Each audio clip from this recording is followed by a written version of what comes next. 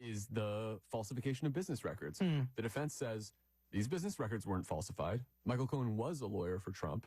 He was repaid by the Trump organization for legal services. And Todd Blanche looks at these documents and he just dismisses them as, quote unquote, 34 pieces of paper. What, if anything, does Trump's lawyer here have to say about the witnesses the prosecutors plan to call, especially, of course, Michael Cohen? Todd Blanche has a lot to say about Michael Cohen. And I had thought that Blanche would maybe try and slow walk his criticism of Cohen, because there's a little bit of danger here. You don't want to seem so embittered and so angry that you convince the jury that you're the one who has an axe to grind. But Blanche ramps up pretty quickly. He calls him a criminal. He calls him a liar. He says, quote, he's obsessed with President Trump even to this day. Cohen is out for revenge, wants to see Trump in prison. And Cohen actually had given the defense a real gift because as recently as last night, the defense said he had called Trump a, quote, despicable human being and said he wanted to see the former president convicted. Wow. So like the prosecution, the defense is putting a lot of emphasis on Michael Cohen, reinforcing the idea that he's very essential to this trial. Yeah, I think there would be no dispute between the prosecution and the defense that Michael Cohen has the key story here. Okay, so how does the defense end its opening argument? Blanche ends in a very simple, straightforward way. He asks the jurors to use their common sense, and he says that if they decide the case based on the evidence, there will be a very swift, not guilty verdict. And he sits down. Opening statements in this trial are already done. We're going to get a witness.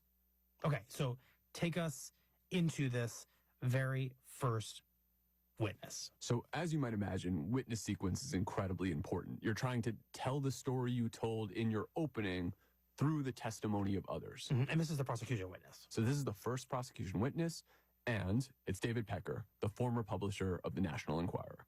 And what is Pecker's testimony? Pecker doesn't get too far into his story, but he does start to lay out the way that the National Enquirer worked. And one thing he says, and I think this is a bit of a problem for the defense, is he says that the National Enquirer operated through quote-unquote checkbook journalism. And just explain that. Which is a neat way of saying they paid people for stories. But remember, we talked about this jury is highly educated. There's a good chance they're quite media literate, media savvy. They're going to know that this is not the way that normal newspapers operated. And so this is a great thing for the prosecutors, and this is why it's their witness. And that's the way that prosecutors will begin to illustrate the story that they told with opening statements. And eventually, what they hope that they'll have is this cast of characters, these witnesses, who will bring the conspiracy that they accused Donald Trump of participating in to vivid life. Jonah, we haven't talked much about Trump. He's in the room this entire time. He's sitting there at the defense table. I'm curious if you or our colleagues captured any notable reactions from him. So he shook his head when prosecutors said he was guilty. And then the thing that caught my eye is finally we're done for the day, and Trump stands up, and he looks really angry. He looks really, really angry. President Trump, I'm good today. And he walks out of court. I get indicted. I'm the leading candidate. I'm beating Biden. I'm beating the Republicans now. I have the nomination. And this is what they try and take me off the trail for. And he gives an angry speech. But they call the payment to a lawyer a legal expense. With a familiar kind of language. And when are they going to look at all the lies that Cohen did in the last trial? He got caught lying in the last trial. Attacks on people, attacks on Cohen. Because the public understands that it's a witch hunt. Thank you very much. Mr. Trump, what was it like hearing that? And then he gets in his SUV and he leaves. Right. Jonah, I'm kind of curious as a longtime court reporter, if you felt after today a strong sense of which team seems like it's a little bit more on top of their game and is presenting a stronger version of events to the jury, or if it's just too early to say. What I'll say is the prosecution has a very clear, very structured narrative. The defense has a lot of things to say about that story, and they're picking off little elements. They're saying, well, Cohen's a liar. Stormy Daniels is an opportunist. And by the way, there's no crime here. So those kind of individual blows that they're trying to land, one of them could work, or many of them could work. What the defense didn't seem to have today was an alternative narrative. And so, of course, their burdens are different. The defense is just trying to cede reasonable doubt. The prosecution has to prove their case. But the prosecution is telling a story, and the defense is saying that story's not quite right. The defense is not necessarily telling a competing story. Got it. I wanted to just end, Jonah, with a reminder of the stakes of this case, which I think tend to get lost in the day-to-day coverage of it. If Trump wins this case, it's quite clearly a huge vindication for him, and he can go around saying as much. If he loses, what are the actual legal consequences? So the legal consequences, those are easy to talk about. It's an indeterminate prison sentence, but we know it could be up to 4 years. Right. But the political consequences, which I think are of great interest to a lot of people, are very, very difficult to talk about. When Trump was indicted, his poll numbers actually went up. And so there's no clear indication that being convicted here would necessarily hurt him politically. I think a lot of people who dislike Trump were hoping that these criminal cases would just kind of take him out of the picture. But we don't know that that's going to happen. And so even as we start to get into the heart of this case and to hear the evidence and hear the testimony and to see what the jurors are seeing and try and predict whether Trump is going to be found guilty or not guilty, we still have no idea what a conviction would actually mean or how it would affect the election. Jonah, thank you very much. Of course. Thanks for having me.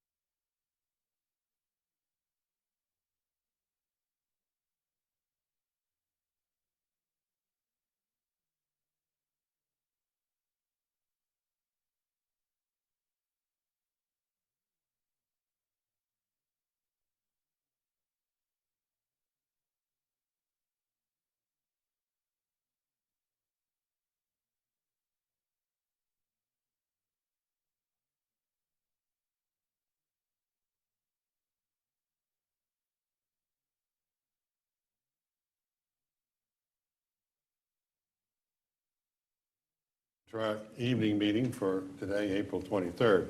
The board held its regular afternoon session at 3 p.m. today, followed by a work session and closed session. However, Supervisor Shepard had to leave for personal reasons, and accordingly, the clerk will not call her name during any votes this evening. Thank you very much. Item M, certification resolution. In the closed session just concluded, nothing was discussed except the matters which were identified in the motions to convene in closed session. Only those matters lawfully permitted to be discussed under the Virginia Freedom of Information Act were discussed. Do I have a motion to adopt the certification resolution? Motion. Is there a second? Second. Will the clerk please call the roll? Mr. Radford? Yes. Mrs. Hooker? Yes. Mr. Mahoney? Yes. Mr. North? Yes. Item N, public hearing and second reading of ordinances. Number 1, the petition of Sheets Incorporated to remove the proffered conditions on approximately .978 acres of land, zone C2C, high-intensity commercial district with conditions located at 4143 Franklin Road. Cave Spring Magisterial District. Chair recognizes Philip Thompson, Director of Planning. Thank you, Mr. Chairman, members of the board. The request you have before you, as you mentioned, is to remove profit conditions on one piece of property. The site is located off of 220 Franklin Road at the intersection of Valley Avenue and Southern Hills Drive. That's the intersection where Lowe's is situated. Currently, there's a vacant old bank building that sits on the property. Zoom in. Address is 4143 Franklin Road, a little less than an acre. Currently vacant, but it was previously a bank. Obviously, they're proposing to remove profit conditions from a rezoning that dates back to 1989. The proposed Sheetz convenience store with fuel pumps will be on this property and then the adjacent property at 4135. The property at 4135 is just blanket zone C2 and it's by right. So, a couple photos, again, of the former bank building. You kind of see the existing building and parking areas. This is the access off of 220. And it's a shared access between the two properties that exist today. Off of Valley Avenue, there is a right-in, right-out that's pretty close to the intersection. As part of their plan, they would take this entrance out. And then there's this entrance that off of Valley Avenue as well, that's kind of further back, that they would be utilizing as part of their development. Just drive through the old building. So the property was rezoned in May of 1989 by Central Fidelity Bank Incorporated. The proper conditions were substantial conformance to a concept plan. Obviously, they would have to remove that. Limited site lighting, limited signage size, limited hours of sign lighting, specified a certain entrance location, and address future upgrades to the storm sewer along the eastern property line. Again, if you remember, 1989 was before our current ordinance. A lot of things are addressed today in our ordinance regarding these items. So what they're proposing is to remove all the proffers on the property. The site did operate as a bank from 1989, or when it was built from rezoning until 2022, when the property was listed for sale, and that's when they brought it. Convenience store establishes primarily engaged in the provision of frequently or recurring needed goods for household consumption, such as prepackaged and prepared food and beverages and limited household supplies and hardware. These can include fuel pumps and or the selling of fuel for motor vehicles. So, convenience store is a by right use in the C2 district. It has use and design standards limiting the amount of prepared food to 20%. Exterior display of merchandise and no vehicles for sale is prohibited. Under their planting plan, concept plan, location, they would modify the entrance off of Franklin Road to just a right-in only access. You can see where the convenience store would be and the canopy for the fuel pumps, and then all the parking on site. Again, they would have the one entrance off of Valley Avenue. And on their concept plan, they also show the improvements to the intersection. I think Ms. Cronice went over that with you a couple of meetings ago about all those improvements on 220. They did do a traffic study that was concurred with by VDOT, and they analyzed the future traffic conditions with this improvement in place. Couple of renderings of the building. I think everyone's familiar with Sheetz and their canopies. Again, the existing is C2C, which is high intensity commercial district with conditions. All the surrounding zoning is commercial, and in the city it's commercial general. So again, it's all commercial around it. It's a commercial corridor. It is core, which is our highest commercial designation. So the proposed use would be consistent with that future land use designation. So earlier this month, April 2nd, the Planning Commission held a public hearing. No citizens spoke during the public hearing. There was one citizen who submitted an email prior to the public hearing which raised concerns that the project would potentially increase traffic. The Plan Commission discussed the concept plan, traffic, the access modifications, the future improvements at Franklin Road, Valley Avenue, and Southern Hills Drive intersection, the surrounding commercial zoning and land uses, and the future land use designation. The Plan Commission does recommend approval of the application to remove the project conditions so that this development can go forward. I'll take any questions that you may have. Okay. Any questions for Mr. Thompson? Mr. Mahoney? Two questions, Philip. Am I correct in assuming that the storm sewer work has been done? Or It has been completed done. Long ago? Correct. Great. When they built the bank. And in reading the materials, it's my understanding that Sheets has agreed, or the applicant has agreed, to install the sidewalks and the handicap crossing in order to mesh with the VDOT through cut work that's going to happen in the future. Correct. Okay, good. Thank you. Anyone else have any questions? No, sir. Yeah. Mr. Bradford? Yeah.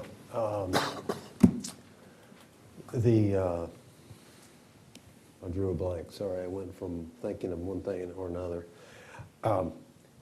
So if this is more of a logistic question. If the property that has proffered conditions on it gets resold and nobody does anything, do those proffered conditions stay with the property forever? Until they're removed. So in this action, they would be completely removed from the property, so the property would just be blanket C2, and the other property adjacent to it C2.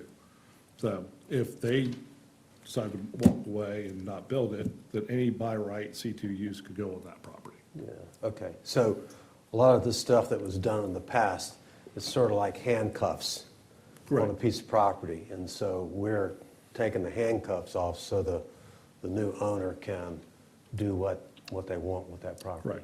Okay. To do by right development. Okay, yeah, thank you. No other questions? Okay. This time, we'll invite any representatives for the petitioners to speak. Be pleased to identify yourself and your address. Welcome.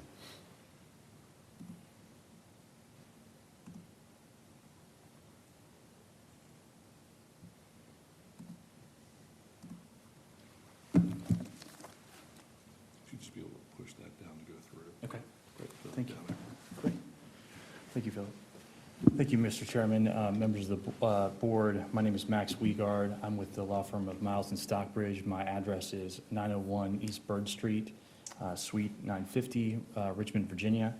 It is a pleasure to be with you this evening. I think Mr. Thompson pretty well summarized exactly what's being proposed here and why we're here, but I will do my best to be very direct. Sheets is a family-owned company. It has a presence in the Roanoke Valley community and is looking forward to having an even larger, more established presence, in part by developing and opening a store at this property on Franklin Road. I'm here tonight as counsel for Sheets. My firm has the honor of representing Sheets in a number of projects, including this one. But I'm here with representatives of the company as well as the design team, both civil and traffic engineers who have done the hard work in developing a plan for this project. So to the extent you have any questions about design or about operations, I will likely defer to their expertise. Here's an example of a store recently opened in Roanoke on King Street in terms of what Sheets develops. This, of course, is the site, as Mr. Thompson said. It's 2 parcels. And to your point, Mr. Radford, this is not a traditional rezoning where we're asking to go from one commercial district to a different commercial district, or industrial to commercial, or vice versa, or residential to something else, or to a higher density use. We're simply here using the procedural mechanism that is the rezoning application process to request your approval of our efforts to remove the existing proffered conditions, which, as you noted, bind any future owner and user of the property until they're removed, and this is what we're seeking tonight. So that both parcels will be zoned C2 without conditions, and we would be able to redevelop them and use them for Sheets' proposed use, which is a convenience store, which is a by right use in the C2 district. Again, this is the site plan that has been submitted. I will note, just to be clear, the traffic study and planning that Kimley Horn has done on behalf of Sheets in this case was done with some input and guidance both from VDOT and the county. It was done as a result of that input with the anticipated and planned changes to the Valley Avenue and Franklin Road intersection incorporated into that planning and design work, as well as the proposed changes to the signalization of that intersection. And of course, VDOT, as Mr. Thompson noted, has both concurred with that traffic impact analysis as well as granted exemptions as of yesterday related to the access to the site. Here are the proffered conditions that Mr. Thompson spoke of that we're asking to remove. I noted the traffic study we've already seen, as you've seen in the application package, elevations and renderings showing what's being proposed. Oop. I've cut through a few of my slides perhaps. But really what we're asking for you to do tonight is to follow the Planning Commission's unanimous recommendation, vote in favor of this application to rezone the property from C2C to C2 and remove the existing proffered conditions so that Sheets can develop the property as it intends and use it as a convenience store in the future. And I'd be happy to answer any questions that you have and defer any technical questions to the experts who would be happy to answer them as well. Thank you. Thank you. Any questions? I got a whole bunch, but I have more, but I just had one. If you could go back to the picture of the layout of the site, and it had the buffering and everything around it, and you had mentioned the sidewalk, and yet I see greenery that goes to the edge of the property, and I know that this is just a rendering, not an exact replica of what will be put in place, but where does the sidewalk fit in? I think the sidewalk is to the interior of the lot, inside next to the the landscape. parking Yes, ma'am. lot, I see now. And so it goes under those trees, I Yes, see ma'am. now. Right. That's right. Thank you, VDOT right away. thank you.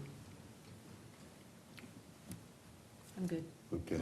Okay, looking at the same slide, I just realized, okay, so right now, you come out of Lowe's, Fleetfoot, whatever, we've got 2 lanes turning left and 1 going right. It looks like we're gonna reduce that down to 1 left and 1 right at Valley. So, Yes, sir. I think that's my understanding. okay, and so the traffic study took that into Yes, sir. consideration, 1 left and 1 right? That's right. The Without- volume and all that? Without the ability to go straight across the intersection. Okay, so we don't have a lot of stacking there from that left lane back to entrance.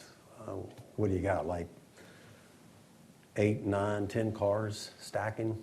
I'm going to defer to the traffic engineers. Yeah. Yeah, so I think it's approximately about 8 to 10 vehicles that can stack in that left turn lane. Okay, so I use that quite a bit. I shop at Lowe's. But I'm always, we got a lot of traffic turning left there all the time. I didn't realize we were going to reduce it down to 1. So your traffic study was okay with just the 1 left-hand turn? Yes, sir. What we determined from the traffic study is about 8 to 10 vehicles will store there, and Sheets will add approximately 1 to 2 additional vehicles in the peak hour per signal cycle. Okay, 1 to 2, okay, all right. Okay, all right. Just a comment. That's an R cut that's going to be put in there so you can't go across. Is that going to happen when this is built, or is that going to happen after this is built? Because today, you can go across from Lowe's to Home Depot, but with this, you won't be able to. Does this happen at the time of construction, or does this happen later with the 220 improvement plan? And I asked that question for our VDOT representatives here. You want to come on up and speak to that? Thank you, Ashley. Good evening. So the through-cut improvements will be done separately from the sheets, and the timing of that, I don't know that that'll line up exactly when sheets goes to construction. That project for the through-cuts is going to be paired with a couple of the other UPCs in Roanoke County, and the contractor will kind of determine schedules. And it may not be this intersection that they start on first. I understand. The ultimate improvement will be the through-cut there. Sure. So that, it's a matter of which comes first, the chicken or the egg, but it's going to happen eventually. It will happen eventually, yes. That's right. I just wanted to get that clarification. So it's right in, and then the exit is on the other side there. Yeah. And Mr. Chairman, if I could add just one thought to this discussion as well. One of the things just to keep in mind about the changes in access that'll be happening at the signal that Mr. King, I think, shared with us initially when this project was presented, is when you have the different signal phasing, you're going to have more frequent green time to serve the left. So and I'm like Mr. Radford, I'm in this area all the time. The limitations with the current cycle is part of what creates the long backups of the left turns waiting to come out of there and on the Chick-fil-A side. But now that'll flush more frequently because you're not trying to serve the cross movement. That's one of the gains and efficiencies for all of those changes down the corridor. So it's just going to operate a little differently than what you see today. Right, the stacking will clear out a little Right. bit faster, more often. Right. Even though more green time will be given to 220, it'll still cycle through a little faster. So. Okay, thank you very much for that clarification. Could you talk a little bit about, right now, with the shuttered bank in the optometrist office, off of Franklin Road, there's an in and an out. And here, it's being changed so you can only go in and you can't come out.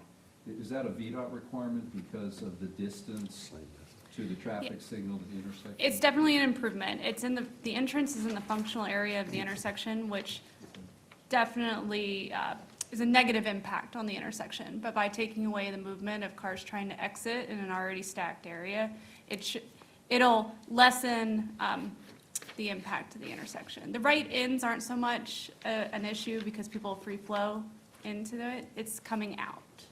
I guess one of my concerns is that for all the other sheets that I've utilized, they seem to have at least 2 ways in and 2 ways out. And here I'll we're let the kinda sheets speak to that, but most of the Here we're time, kinda gas limited. stations do that to be able to accommodate the fuel trucks. And so we try to work with them and the flow through the parking lots to be able to accommodate that.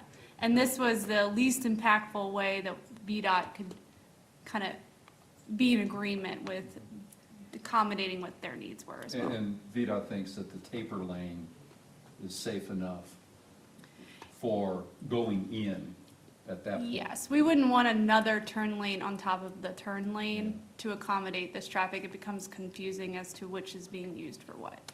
Thank you. I think that's what's planned over on Plantation and Williamson, at that location.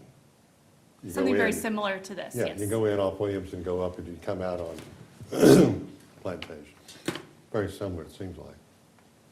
In reading the traffic impact analysis, it appeared that the level of service for Valley Avenue in several situations dropped to a D, and sometimes it was a C.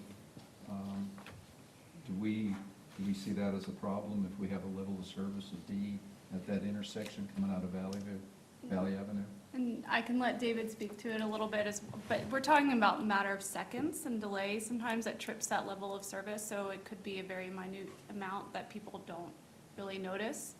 But as far as the individual phases that are dropping a level of service, I'm sure he can speak more to what the queue would be. Yes, sir. The overall intersection is projected in the PM peak. It's worse. The existing is about 28 seconds of overall delay for the entire intersection. So that's every vehicle. And then in the no build improvements without sheets, it drops to about 22 seconds approximately. And then in the build, it's 29. So slightly about a second worse than today. overall level service C.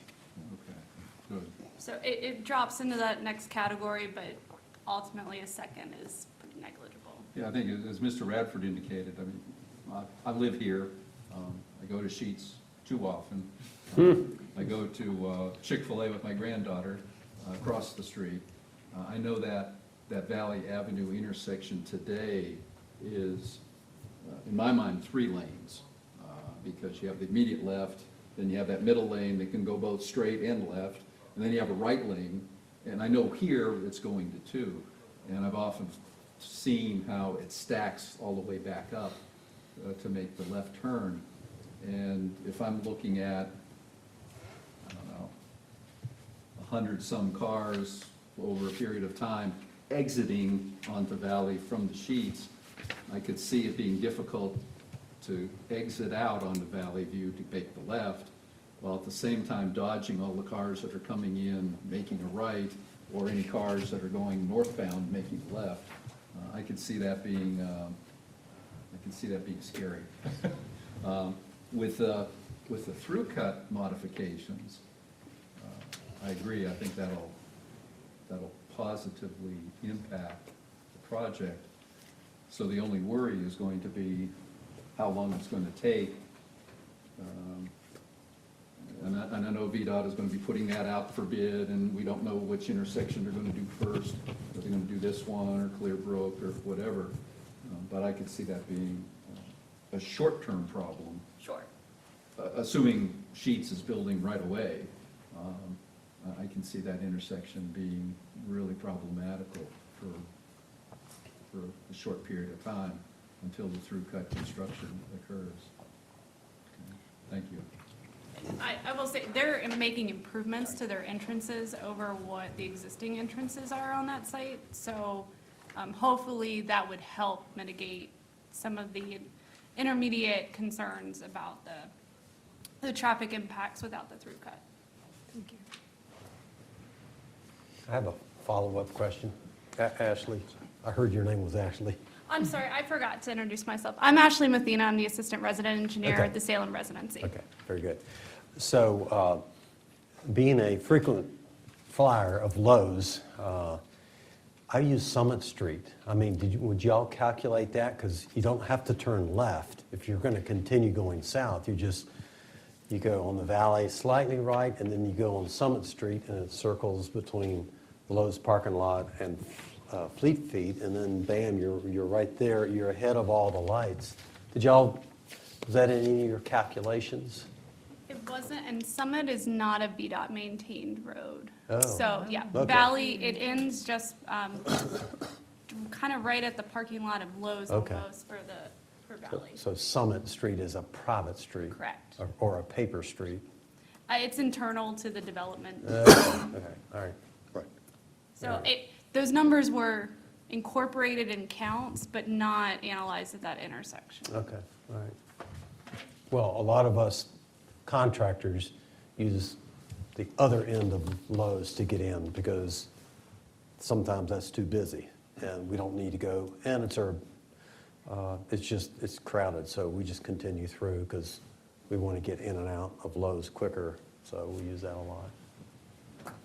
Just saying. Is that called Radford Lane now? Could be. Thank you, Ashley. Yes. Do you have any more questions, anybody? No. Sir. Okay, thank you, gentlemen. We will now open the public hearing. We appreciate all who've come to address the board today. Do we have anyone to address the board today? Anybody in the audience here to speak on this petition? Okay, then, well, we'll close the public hearing. And at this time, is there a motion? Mr. Chairman, I would move that we approve the petition of Sheetz to remove the existing 5 proffered conditions on this site, which is 0.978 acres.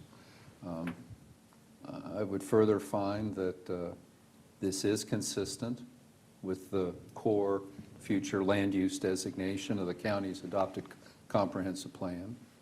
I think it is good zoning practice. I think this is a good reuse of these parcels. And I also believe that it will not result in substantial detriment to the community when and if the through-cut VDOT construction occurs.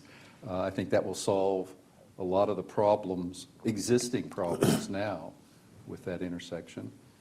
And so, Mr. Chairman, I move the approval. Thank you. Is there a second? Second. And is there any discussion on the motion?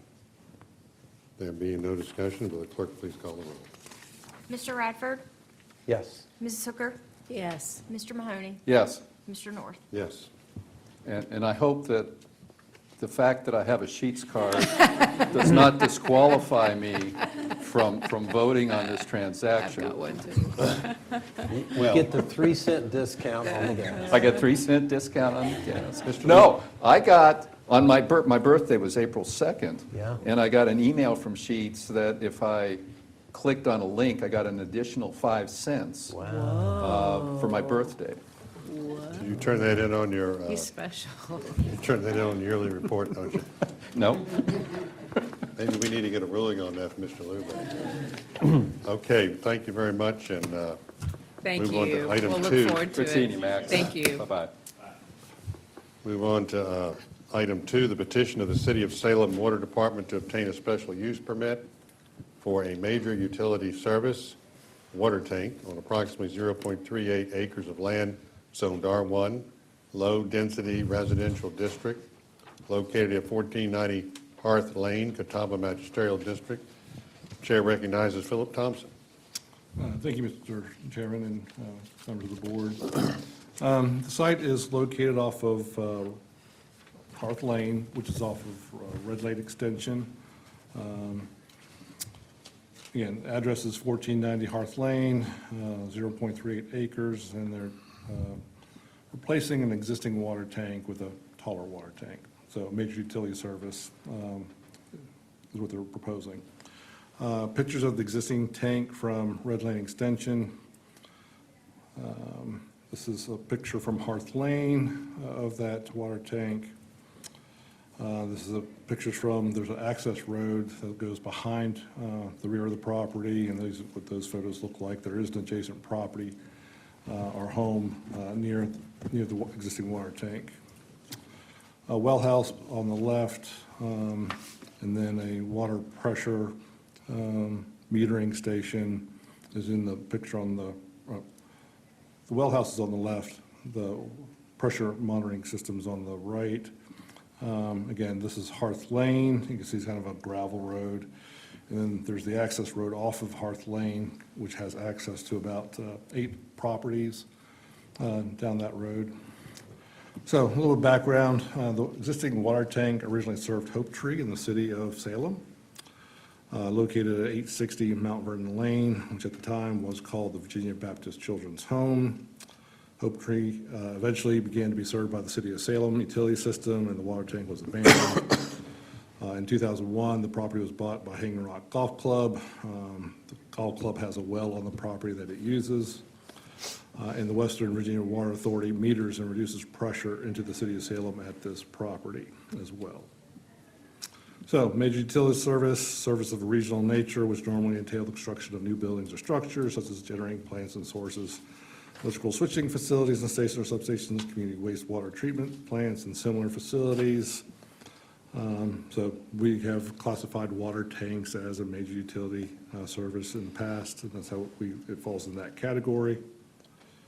And that requires a special use permit, R1. Existing tank, the diameter is roughly 31 feet, between 25 and 30 feet in height. It's made out of concrete. The proposed tank would be same diameter, same footprint, in the same location.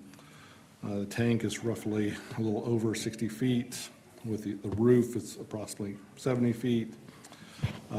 It's glass lined. The tank is what's being proposed, and 336,000 gallons is the size. Their planting plan, which is in their application, they kind of show 3 deciduous trees being planted on the site, along with 18 evergreen trees. There are some existing pines that are kind of in rough shape on the property that they intend to take down and put up some new landscaping. One of the things that they also will have to do is there'll be a fence around the water tank. They're going to try to design that, speaking to the applicant, try to make it a little nicer fence. If it is chain link, it might be black vinyl chain link fence, and try to limit its impact on any surrounding properties. But they haven't designed that at this point yet. All around it is R1 to the north, the east, west, and south. It is development. Development is where more future development takes place. Obviously, utilities would be part of that type of development, so it is consistent with development, future land use designation. Again, a public hearing for the Planning Commission on April 2nd. There were 2 citizens who spoke during the public hearing. Again, they supported the water tank, but had questions regarding the maintenance of Hearth Lane and fencing around the water tank. The Planning Commission discussed the different water pressure zones between the Western Virginia Water Authority and the City of Salem, the purchase of water from the Western Virginia Water Authority, the proposed water tank providing better water pressure for the City of Salem. And while the water tank was planned well before Hope Tree development, the water tank would serve this area of the city, so it would benefit from that. They talked about site landscaping, fencing, and paving a portion of Hearth Lane, which the applicant agreed to do that. The proposed water tank being built in the same footprint as the existing water tank. And obviously, they talked about the surrounding zoning and land use and the future land use designation. So the Planning Commission recommends approval of the special use permit for major utility service with 3 conditions. Site shall be developed in general conformance with the planting plan prepared by Thompson and Litton. Water tank shall not exceed 75 feet in height. Typically, we'll go a little bit higher in case there's anything that's added, ladders and so forth to the tank. Hearth Lane, and then the last one that they added was Hearth Lane shall be paved from Red Lane Extension to where the gravel access road splits from Hearth Lane on the property to help with the maintenance of Hearth Lane. So with that, I'll take any questions that you may have. Any questions for Mr. Thompson? This is in the Catawba District. I just have do you know where the black fence is going to go on the property? Or maybe the petitioner can come forward and describe that. Mr. Thompson, if you could go back to the picture Sure. on the slide. Yeah, my name is Laredo Robinson. I'm the director of the Water and Sewer Department with the City of Salem at 1300 Tidewater Street in Salem. And we have not designed exactly where it's going to go, but in terms of where we want to be,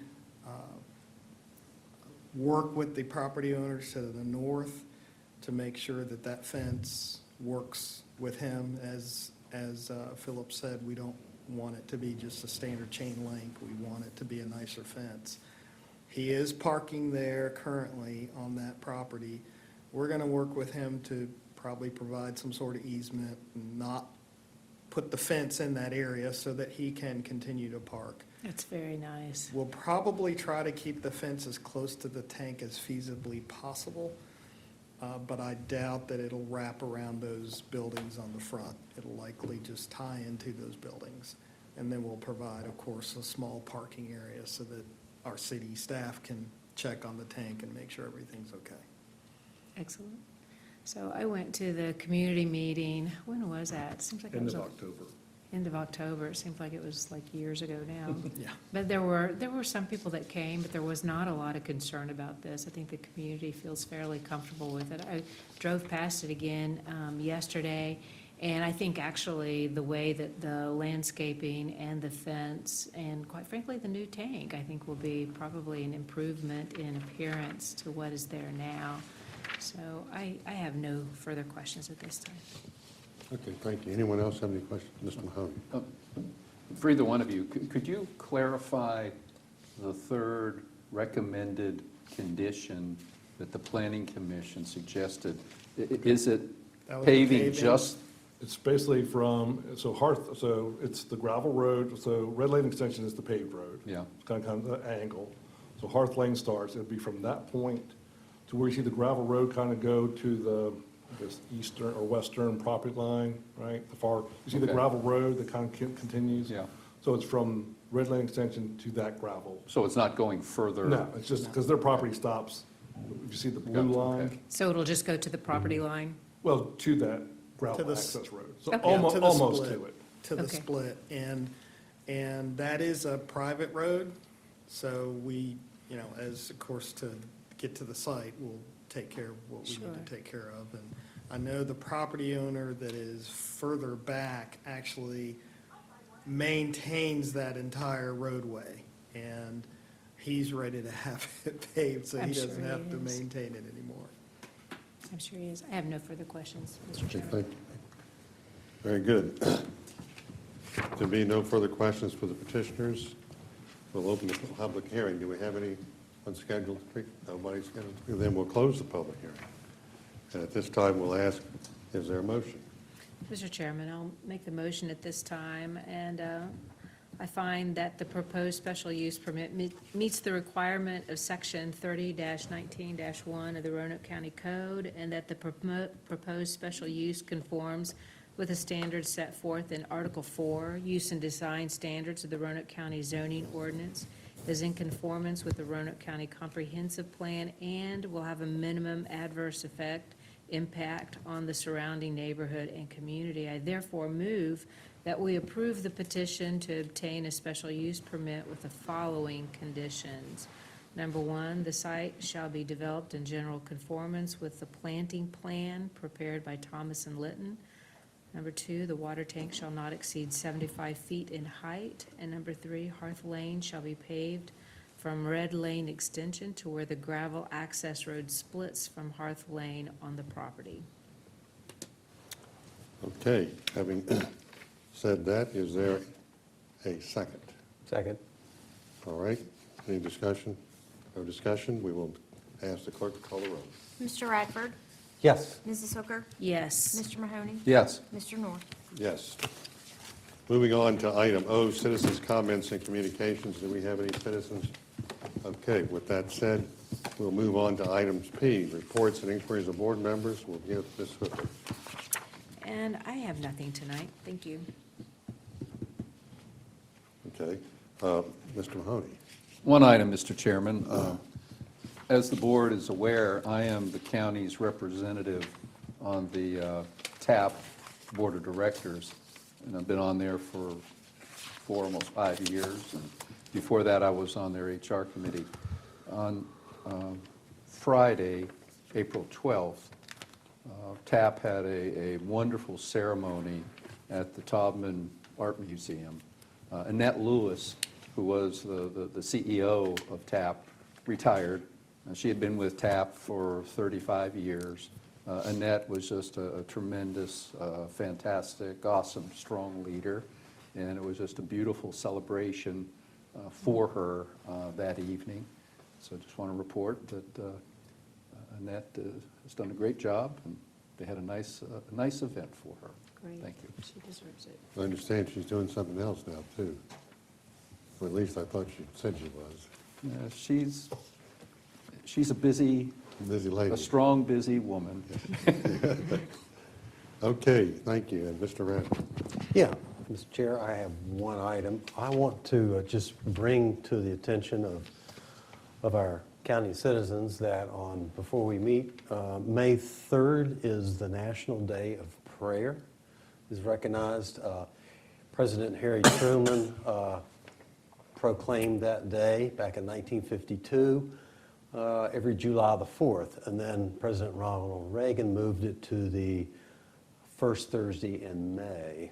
So you may ask, who sponsors the National Day of Prayer? Well, it's designated by our government, so it belongs to all Americans. It's not sponsored or owned by any group, so every American can observe the National Day of Prayer in his or her own way. So is it just for Christians? No.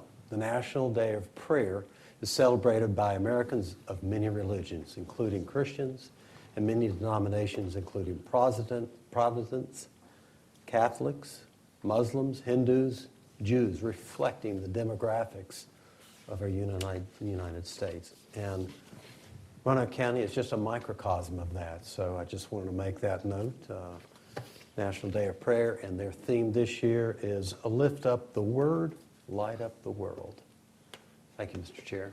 Thank you. And We have an announcement about safe streets and roads for all 2024 community meetings. Roanoke County will have one on April 29th at the Brambleton Center Gymnasium. Come and go between 5 and 7 p.m. And then we'll have one at the Hollins Library on Thursday, May 2nd from 5 to 7 p.m. as well. And you can learn more about this on the www.roanokecountyva.gov website. There'll also be one in the town of Benton on Tuesday, April 30th from 5 to 7 p.m. at the Benton War Memorial. And Botetourt County has several scheduled as well. So if you're interested in what's going on with safe streets and roads, go to the community meeting and check it out. At this time, we'll move on to item Q, adjournment. Is there a motion to adjourn the meeting? Motion to adjourn. Is there a second? Second. Clerk, please call the roll.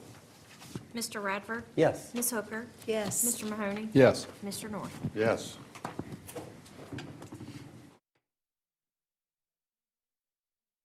And now, Professor Varshney, I just want to bring in another voice here.